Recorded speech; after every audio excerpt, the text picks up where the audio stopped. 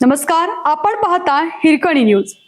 Hirkani news प्रत्येक क्षण ताज्या घडामोडी आणि महत्त्वाच्या प्रत्येक बातमीसाठी नेहमी तत्पर. मलईसाठी सत्ताधाऱ्यांचा 350 कोटी बोजाचा घाट. मंगेश चव्हाण.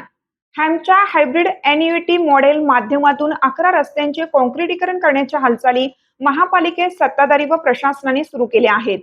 मलईसाठी चांगल्या रस्त्यांचे काँक्रिटीकरण करण्याचा घाट घातला जात आहे. त्यातून महापालिकेच्या तिजोरीवर 350 कोटींचा बोजा पडणार आहे. ठेकेदारांना हाताशी धरून पैसे मिळवण्याचा उद्योग आहे.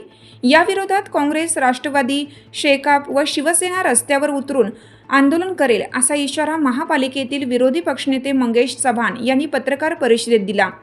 विरोधी पक्षनेते मंगेश चव्हाण, काँग्रेसचे शहर जिल्हाध्यक्ष राजेश नाईक, राष्ट्रवादी शरदचंद्र पवार पक्षाचे गटनेते युवराज गायकवाड, शिवसेनेचे गटनेते युवराज बावडेकर, नगरसेवक संजय मेंढे, फिरोज पठाण, सुरेश बंडगर यांनी यावर हरकत घेतली. चव्हाण म्हणाले, 11 रस्त्यांच्या काँक्रिटीकरणावर GST सह 227 कोटी रुपये खर्च होणार आहेत.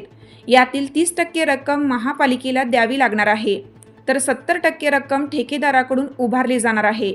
ही रक्कम व्याजासह 10 वर्षात परत करायची आहे.